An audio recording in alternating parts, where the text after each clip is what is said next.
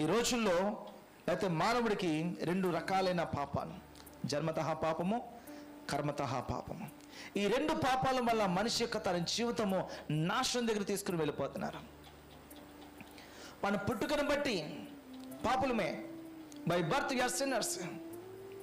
ఆ చిన్న పిల్లలు లేకపోతే సంవత్సరం 2 సంవత్సరం వాళ్ళకి ఒరే అది చేయకరా అని చెప్తే వెంటనే వాడు చేస్తాడు. రే ఎవరు చేస్తారని, నేను చేయలేదని అబద్ధం చెప్పేస్తున్నాను. వాళ్ళని తిన్నావు, నువ్వు తినలేదని అబద్ధం చెప్పేస్తున్నాను.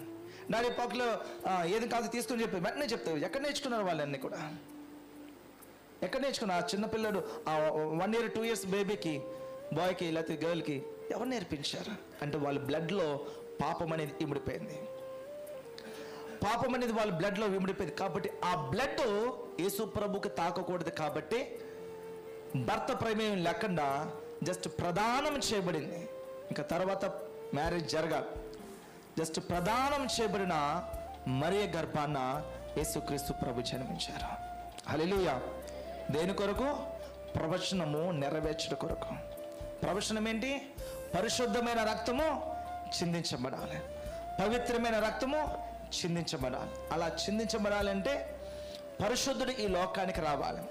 అలా రావాలి అంటే భర్త ప్రమేయం లేకుండా ఒక స్త్రీ తన గర్భము దేవుడికి ఇవ్వాలి. ఆ గర్భంలోంచి యేసుక్రీస్తు ప్రభువారు ఈ లోకంలోకి రావాలి. కాబట్టి ఆ ప్రవచనం నెరవేర్పు కొరకు యేసు ప్రభు ఈ లోకానికి ఎదిరించి వచ్చారు. ఆయన